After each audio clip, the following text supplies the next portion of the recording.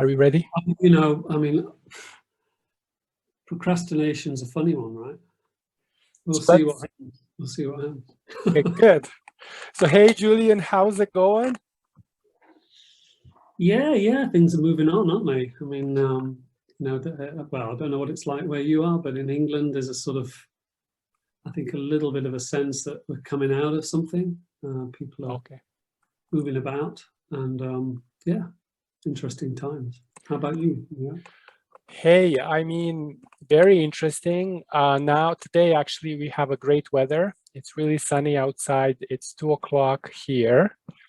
And yeah, I mean, springtime. I'm sad that Karen can join us, but this time we're going to talk. This is our second conversation, and we'll talk about procrastination. How does that sound? Yeah, it makes me smile. I don't know why. Ah, that's good. Honestly, There's something, although procrastination obviously there's a sliding scale here, right? I yes. mean, um, all the way up to, some kind of crippling disease, actually, of not being able to do or move or make decisions.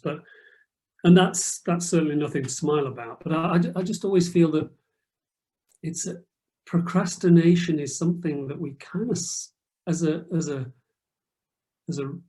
group, seem to smile about more than if we talk about depression or other things, that limit us. And I wonder why that is, actually. I wonder why it provokes, kind of a little bit of, procrastination. Why it kind of provokes that in us a little bit. That's actually, it really is a good question. And I never noticed it like that before, that people actually do smile about it. And they kind of nonchalantly say, hey, I'm procrastinating, but tomorrow it's going to be different. But yet another day comes, and guess what happens? We're still procrastinating. We're actually smiling about it. So it's an excellent point. I don't know. I think maybe it's easier to smile about it than actually face it. What do you think? I think that's the point. I mean, I think, from my experience of working with people, difficult to say from all different walks of life, because that's not true, but let's say from the populations that I come up with, what comes to my mind more than others is it is an aversion tactic. It is. It's like, the people that are jokey and smiley, the clown that's hiding emotions, actually, are hiding something behind. So for me, it touches on those. It's about somehow diverting, it's somehow rerouting confrontations with our own emotions. That's my impression anyway. Yeah, so I think that sort of level of, hey, procrastinating at the moment sort of thing kind of fits in with the way we tend to sort of manage, let's say, our emotions. Yeah, I agree with that, Julian, because there is just speaking from my own experience, there is almost a sense of discomfort when I used to procrastinate. I still do, but not as much because I'm aware of it and I've been working on it a lot. But there is a sense of a real sense of discomfort, and it's easier to postpone something than deal with it right away in that very moment. And I know I used to say to myself, oh, I have this thing to do and I have that thing to do. And at the end, I procrastinate, right? But I'm aware of it now. And I have this thought. I don't know if it ever happened to you, but for example, my LinkedIn profile, past week, actually, I was adamant to update it. But I've been saying this to myself for the past 3 years. Oh, I have to update my LinkedIn profile. And being a business owner, yes, it's there's so much you can write about yourself. But then I actually asked myself, hey, if I was working for someone, I would have updated this long time ago. But because now I'm working for myself, for some reason, well, I'm not updating my LinkedIn profile. So basically, I said, hey, I have to really work on this because I am the business, and I have to do it. So I don't Yeah, know. I think that's that keys us back into when things become a little bit more ambiguous, right? When things aren't clear, when when we're working for ourselves, every creative that I meet suffers quite sometimes to really difficult to live by degrees. The more open-ended things seem to be, the more it's up to me. It's kind of yeah, not ambiguous, if you like. Then the more that sort of that way of dealing thing, let's call it that, a strategy comes to the fore. Yeah. Mhm. So I'm not surprised. The LinkedIn thing is a good example. It's a lot of these kind of things around where you don't have to do it, and actually confronting it and doing it can be an emotional thing. Who am I? It also, of course, instantly links into our identity as a human being. And I think when we get perhaps a little bit further into the conversation and we start looking at how we harness what's behind this energy, this procrastination, and turn it to the good, I think we'll find more and more that it's actually the key is with our identity.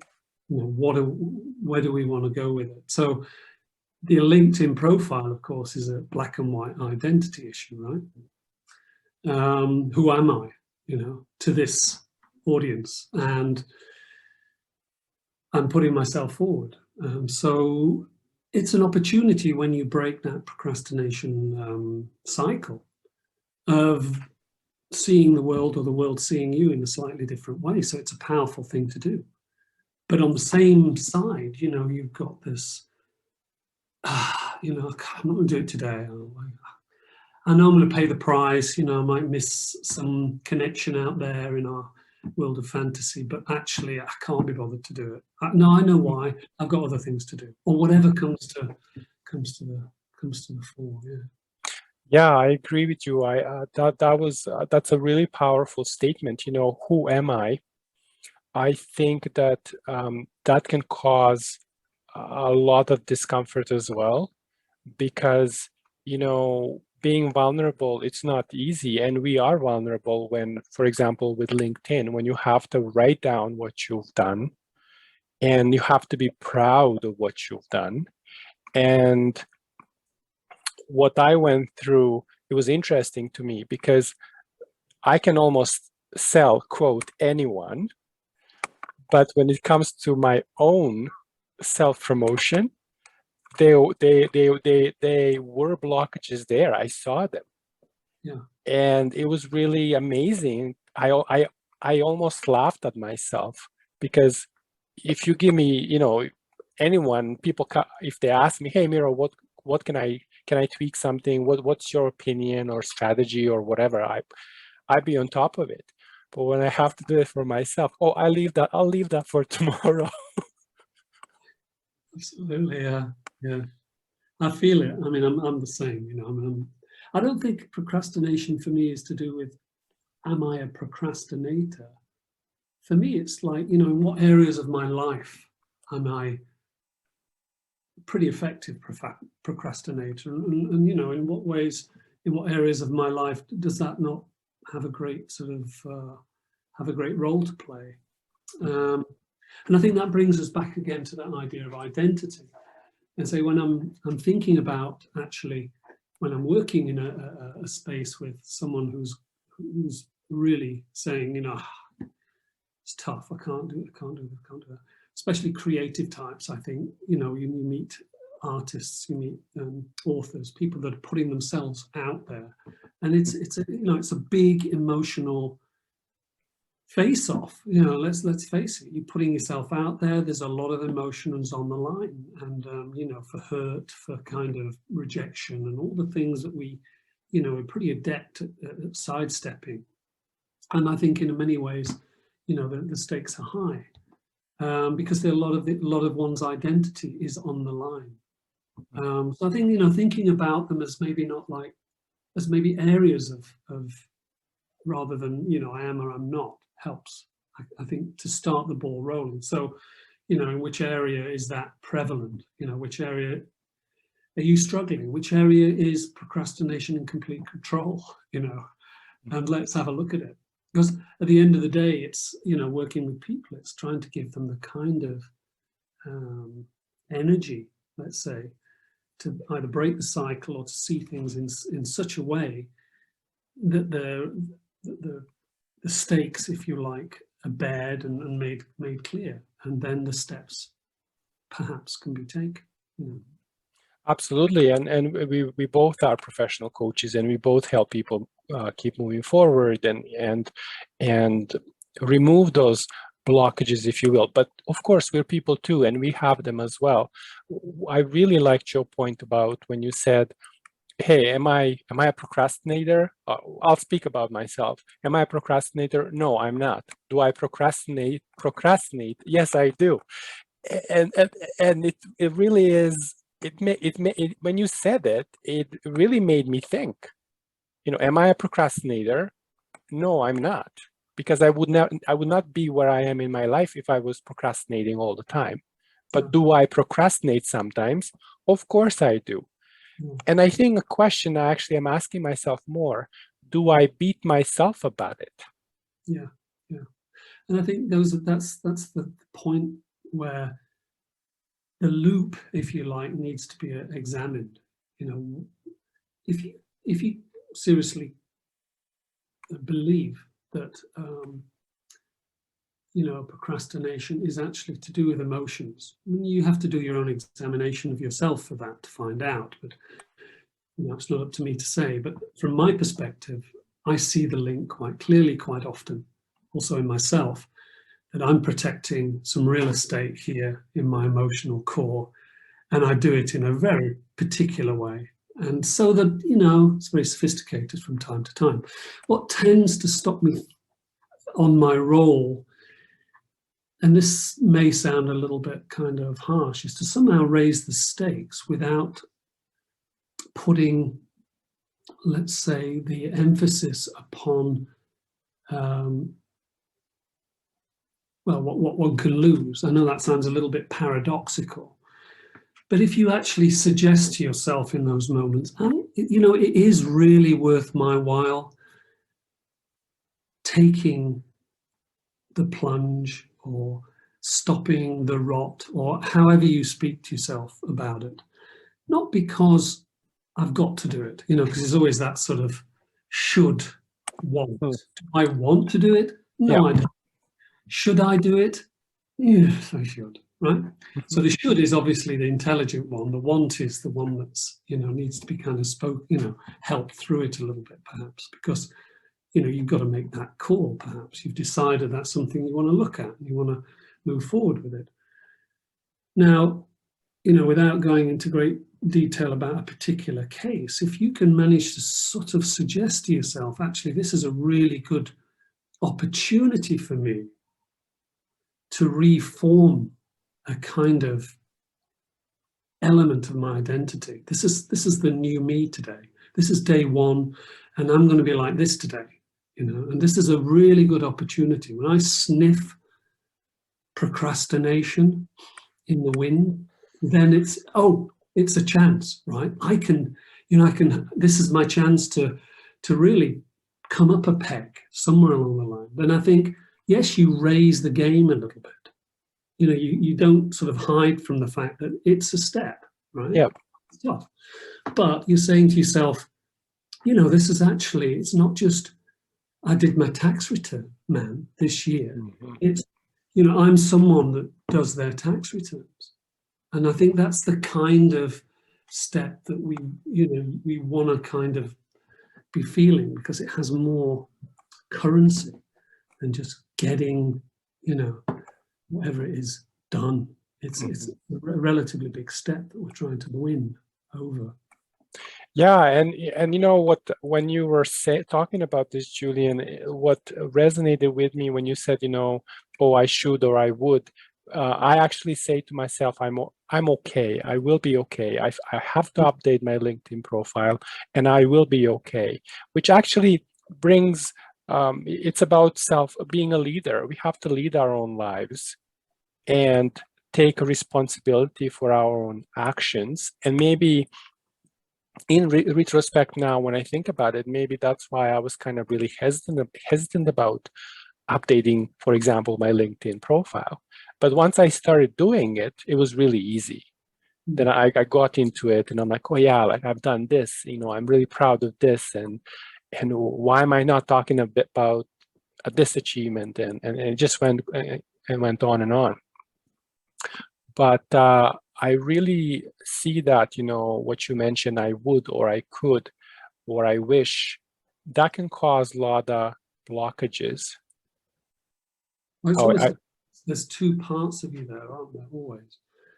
There's the want. What do I want? Well, I don't want any emotional hurt. I don't want any, drawing any potential criticism. It can be in any field that we're in. That vulnerability that you spoke about at the beginning.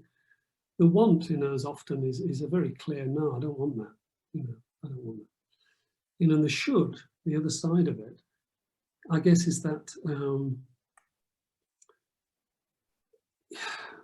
The other, it's not only the other part, but it's the part which has brought us to this point, isn't it? Right. Mm-hmm. So the reason why one might be having a conversation about something like procrastination is because of the should factor. Something I really should do.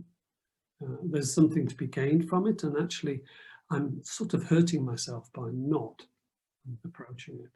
And I think the dialogue between those two factions needs to be an intelligent one. With oneself, because that's where you'll get that little bit of leverage that I'm talking about, where the want begins to see gain. It sees that actually it's worth the risk. It is now prepared to step off the diving board or whatever it is to make that plunge, or however it feels for that person. But you've got to really make that you've got to make it worth your while for yourself, haven't you? And I think that's where, if we can harness the should, instead of chucking it out the door thinking, well, I'm not going to do what I should be doing. But if we actually make friends with that should part and realize that it's quite a smart sweet talker, if it wants to be, you can kind of sort of move that energy into the away from deficit. I think that's a really big opportunity in coaching, is to help people realize that is a technique which can be right there with you on a number of occasions, and stop that particular dialogue from, turning its back on one another. Exactly, and that's what we do a lot with our clients. And in our book, Insights into Effective Coaching, we actually talked about it too. There's this inner talk, inner monologue, if you will, and where we just talk to, we know we should do something, but there's also, oh, if I do this, maybe I'm not going to be good enough. Oh, what are the people going to think about me? And then this talk just keeps going. I said monologue because it's in our mind, but actually it looks more of like a dialogue. But regardless, it's something that, if we're not aware of, can cause a lot of we'll become procrastinators, and as you mentioned before, the loop of procrastination, which I absolutely love this term. It just becomes a vicious circle. You can't stop. And so, what do you think about self? We mentioned this in our previous talks about self-confidence and self-critique, and how does that play, or lack thereof? How does that play with the whole notion of procrastination? Yeah. Tie-in. I think self-critique can be a friend, but I think it also can be something to be a little wary of, actually. Obviously, if you know how to critique yourself fairly, positively, if you know what I mean, then that's great. That's a terrific tool. But But I think in many ways, especially the procrastinator, that isn't very well formed. It doesn't have the right kind of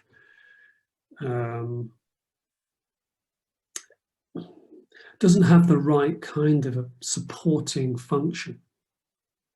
So I think quite often with the procrastinator, the self-critic is really too hard. It's not giving the person a chance. It's almost like saying, well, don't bother, you're going to screw up anyway. It's all going to happen. It's going to go pear-shaped. I know. Listen to me. So that self-critique voice that the procrastinator has to be kind of a little bit circumnavigated, I think, with different kind of tools.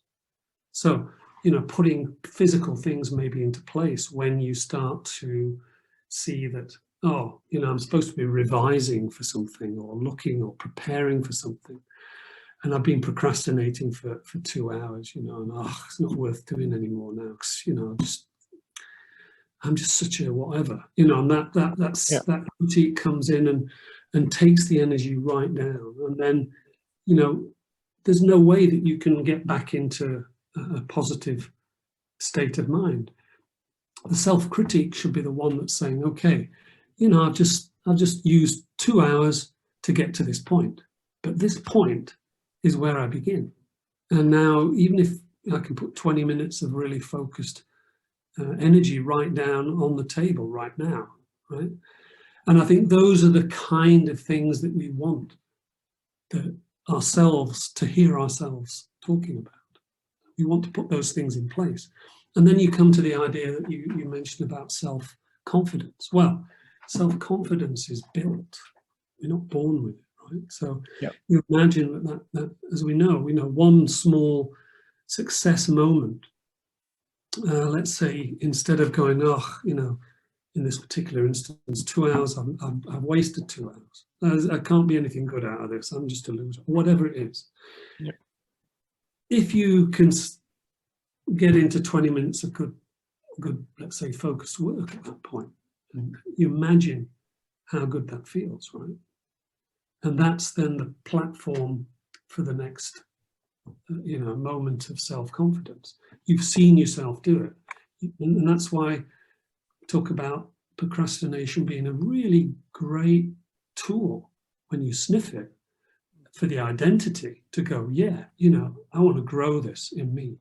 I'm not the guy that doesn't know what to do after, fooling about a bit. I know exactly where to begin. And those kind of, that kind of inner dialogue builds the self-confidence that actually, disempowers that self-critical voice, which is often very well placed in a procrastinator or someone who.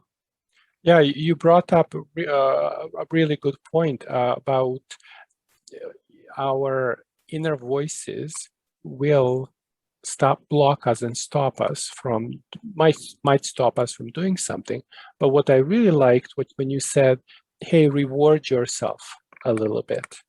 And I think that myself including, I used to forget that. I've done a good job. I don't have anyone to tell me, oh, you've done a good job, but I have to be the first one to say that to myself. And then if other people say, great, but I have to reward myself with positive reinforcements or just little things what you mentioned.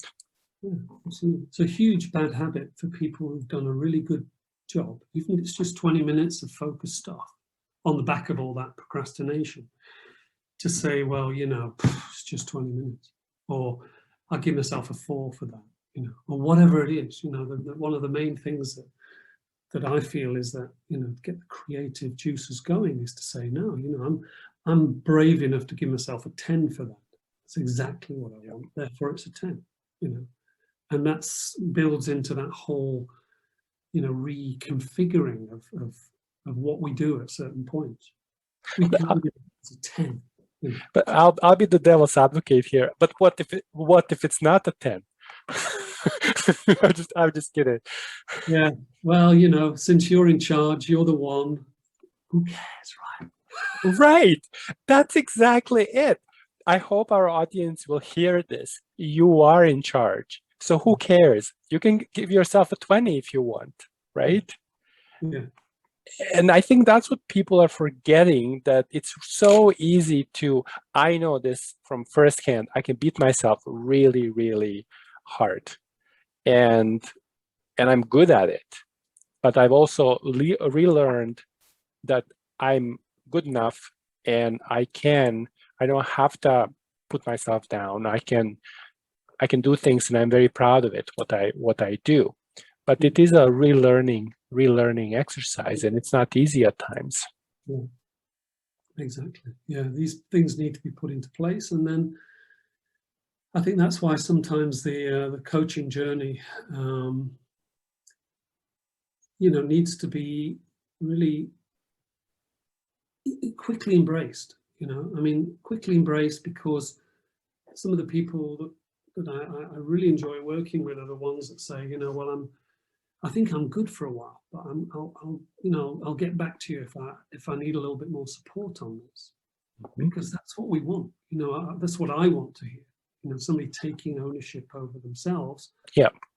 And being able to go, well, if I feel a little, if I need it, I'm going to be back. And then people come back and say things have gone really well, really pleased about it, but I'm still kind of stuck with this, that, and the other, because it's about learning, right? You're on a curve. This is in everything, whatever you're doing. If we really embrace the idea that it's about relearning or just learning, not even relearning, that puts a negative slant on it. We're actually learning all the way along. These are opportunities.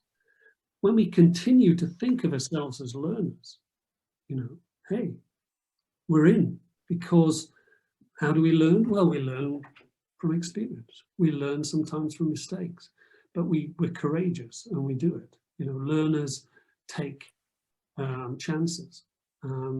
Work with a 4, 5, 6-year-old, and you know exactly what I'm talking about. We lose some of that. And I think these are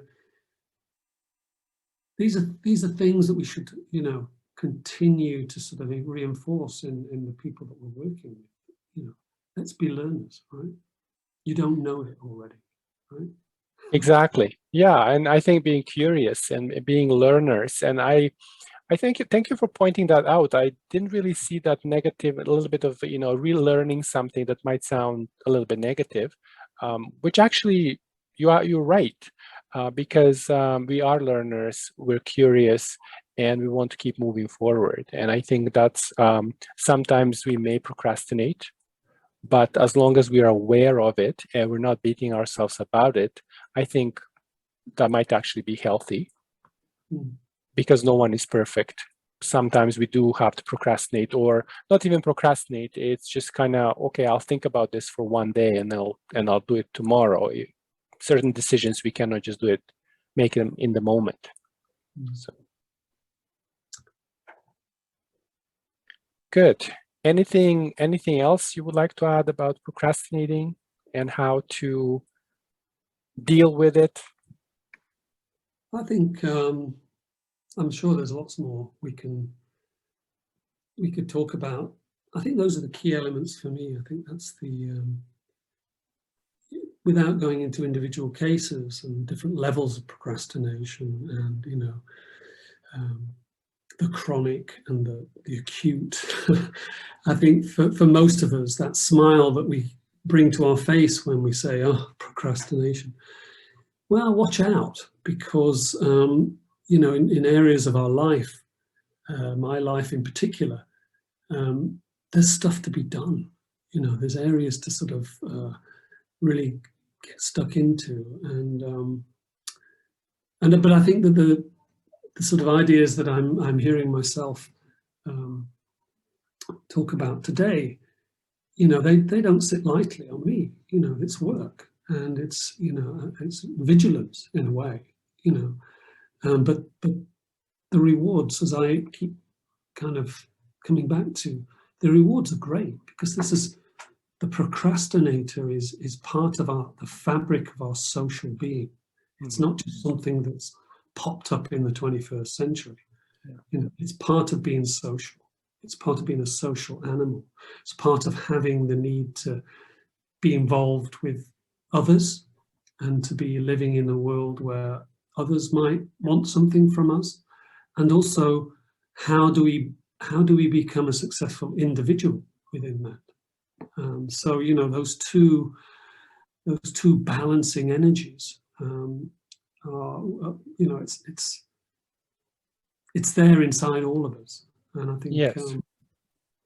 and you know, the vigilance that we might want to put to it is, I think, all really worth the risk and really worth the effort.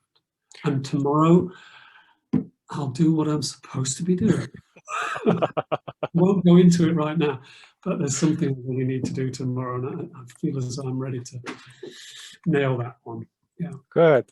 Good. Well, thank you so much, Julian. It was a wonderful conversation as always. My takeaways, if you will, are what you mentioned, to quote you, that the loop of procrastination is there, it's real.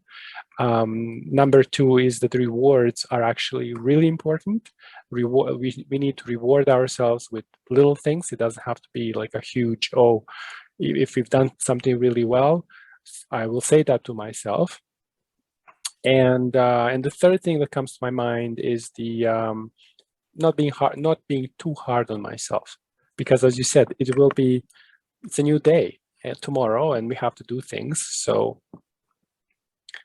it's part of our fabric. Yeah. Thank you very much. Thank you very much. You know, have a really great rest of your day while I'm winding mine down. And it's quite wonderful to think that you've got sun outside and the moon is on my side.